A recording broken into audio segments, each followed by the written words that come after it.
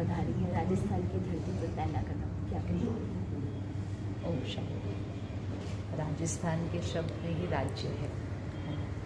और आज जब मैं रास्ते में आ रही थी तो मुझे इतना कुछ पता चला कि ये शहर में आध्यात्म का कितना महत्व है। और जो कोई एक शहर की वाइब्रेशन होती है ना, तो हर आत्मा के अंदर वही वाली रुचि आ जाती है और वही वाली वाइब्रेशन आ जाती है। परमात्मा हमें सिखाते हैं कि राज्य अर्थात खुद पर राज्य करना, मन पर, कर्म इंद्रियों पर, अपने शब्दों पर, अपने व्यवहार पर, उस पर राज्य करना। तो इसीलिए आध्यात्म हर घर हर आत्मा के पास यहाँ है, तो स्वराज्य तो अपने आप हो ही जाएगा। आज का जैसा माहौल आप देख रही हैं, उस माहौल में क्या कहना चाहेंगे युवा पीढ़ी को? वही आध्यात्म जो आपके घर हर एक के पास है, उसको यूज़ करना शुरू करना है। क्या होता है, हम कहते हैं हम स्पिरिचुअल हैं, विच इज़ ट्रू, हम हैं, लेकिन उसका रोज़ हम प्रैक्टिस कर रहे हैं।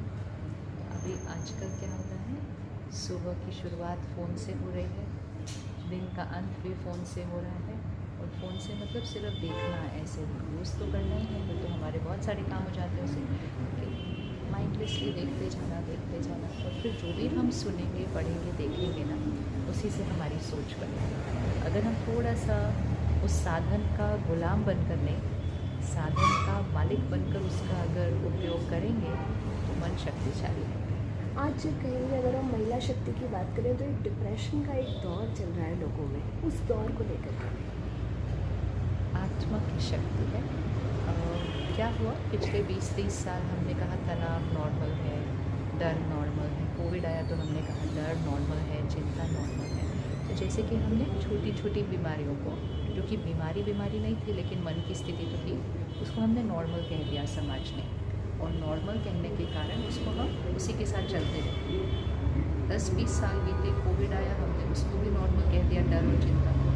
तो स्थिति नीचे होती जाती है। जैसे जैसे आत्मा की शक्ति कम होती जाती है, फिर अगर जीवन में कोई बात आ जाती है, कभी हमारे पास उसका सामना करने की उतनी ताकत नहीं होती, तो फिर वही बीमारी का रूप लेती है। लेकिन अगर वो बीमारी है भी, तो भी अगर दवा के साथ साथ हम अपने मन को शक्तिशाली बनाने के छोटे छोटे तरीके यूज़ करेंगे, तो वो दवा बहुत जल्दी ख़त्म हो जाएगी। और बाकी अगर हम हर एक अपना